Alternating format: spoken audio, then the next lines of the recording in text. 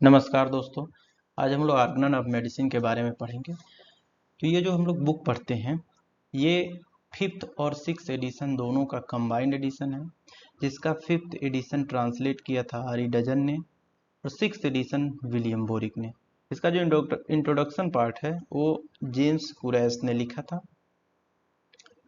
अब हम लोग एकदम बेसिक से देखेंगे ऑर्गन ऑफ मेडिसिन के बारे में। तो ऑर्गन ऑफ मेडिसिन जो है टर्म कहाँ से डेराइव हुआ था? तो ये टर्म जो है ग्रीक वर्ड से डेराइव हुआ था। ग्रीक वर्ड ऑर्गेनम, जिसका मतलब होता है टूल और इंस्ट्रूमेंट। हमारी जो होम्योपैथी है ये भी बेस्ड है ग्रीक वर्ड से ही डेराइव हुई है।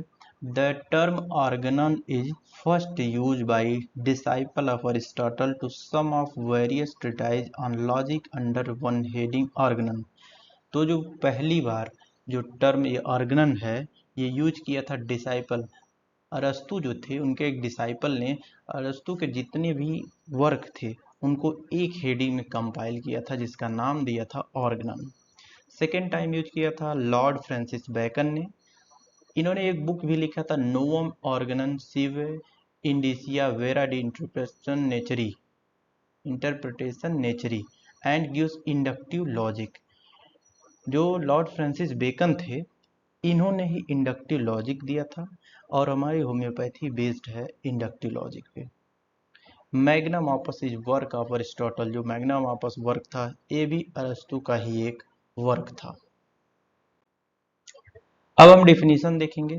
तो डिफिनीशन जो ऑर्गन का जो बुक हम लोग पढ़ते हैं टर्म ऑर्गन, इसका डिफिनीशन है this book is a tool और instrument based on logic and scientific explanation which helps the physician to acquire skill or craft of healing the sick individual in holistic manner।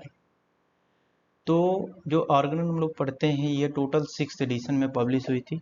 तो इसका जो पहला addition आया था वो Leipzig में doctor Hahnemann ने पब्लिश किया था, लिपजिग से 1810 में, जिसमें 271 एफोरिज्म थे। पहली बार जब ये पब्लिश हुआ था तो 271 एफोरिज्म इसमें थे। और जो सेकेंड एडिशन आया ये 1818 में पब्लिश हुआ और इसमें 318 एफोरिज्म थे।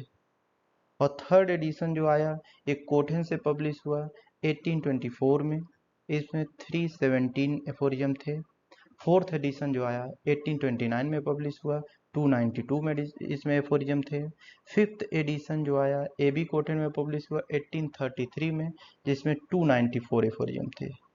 अब जब 6th एडिशन आया ये भी कोठिन से पब्लिश हुआ, ये कंप्लीट तो हो गया था 1842 में, लेकिन डॉक्टर हैनीमन के डेथ के बाद ये पब्लिश हुआ 1921 में।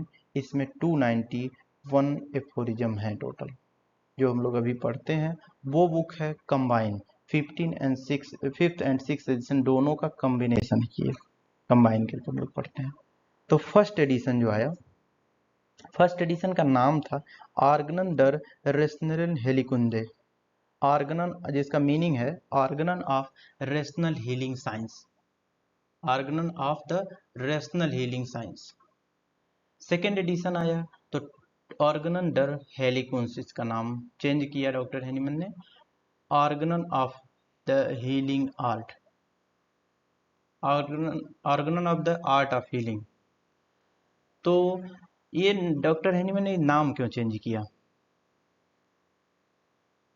डॉक्टर हैनीमन ने ये नाम चेंज इसलिए किया कि रेशनल इन्होंने पहली बार फर्स्ट एडिशन में रेशनल दिया था, सेकंड में रेशनल वर्ड हटा दिया। Rational word remove because everyone saying that his method is rational. Rational word doctor Hahnemann ने सेकंड एडिशन में हटा दिया क्योंकि हर कोई अपने आप को रेशनल कहने लगा था उस समय। इसका जो एविडेंस है ये एवोरिज्म 54 के 6th एडिशन वाले पार्ट में डॉक्टर हैनीमन में लिखा है। आप अपनी बुक में देखेंगे 6th एडिशन में। तो ये बात है कि the allopathic method of treatment utilize many things against disease but usually only improper ones alloia and rules the age in different form called system. Every one of these following each other from time to time and different greatly from each from the other honoured itself with the name of rational medicine, मतलब हर कोई अपने आप को rational कहने लगा था। इस वजह से डॉक्टर हैनीमैन ने रेशनल वर्ड यहाँ से हटा दिया और organ of art of healing second edition में नाम कर दिया। ये साइंस वर्ड हटा because the for heal we know art. Science word इसलिए हटा कि इंट्रोडक्शन के थर्ड पैरा में आप देखेंगे, I shall occupy myself here with the practical part of medicine only with the healing art itself. सिर्फ science जानने से नहीं होता, आर्ट आनी चाहिए आपको, वो स्किल होनी चाहिए, क्योर करने की वो स्किल होनी चाहिए। इस वजह से डॉक्टर हैनीमैन को लगा तो उन्होंने सेकेंड एडिशन में साइंस वर्ड हटा करके आर्ट वर्ड रख दिया। तो पहले फर्स्ट एडिशन में नाम था आर्गन दर रेशनल हेलिकुंदे, जिसको सेकेंड एडिशन में चेंज किया आर्गन दर हेलिकुंस। इसमें रेशनल वर्ड हटाया और साइंस वर्ड। तो आपको समझ में आ गया, रेशनल रिमूव किया था क्योंकि हर कोई अपने आप को रेशनल कहने लगा, कुछ भी दे के ठीक कर रहा है और रेशनल मेडिसिन कहने लगा। और साइंस हटाया क्योंकि हमें नॉलेज होनी चाहिए, आर्ट होनी चाहिए, ठीक करने की कला आनी चाहिए। अब फर्स्ट एडिशन में जो गैलेट पोएम था, the truth we mortals need us bless to make and keep all wise slightly covered over but did not bury deep.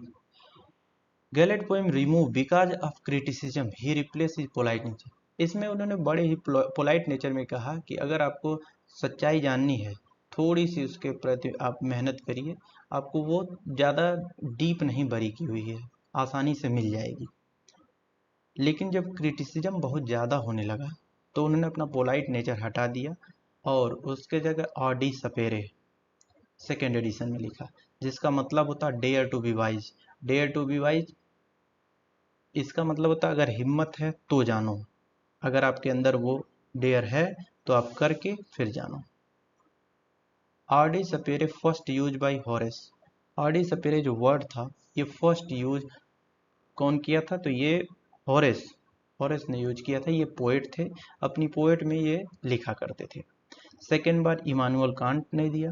Emmanuel can't का एक ऐसे था enlightenment, answering the question what is enlightenment, answering the question what is enlightenment. इसमें इन्होंने अपना second time use किया था।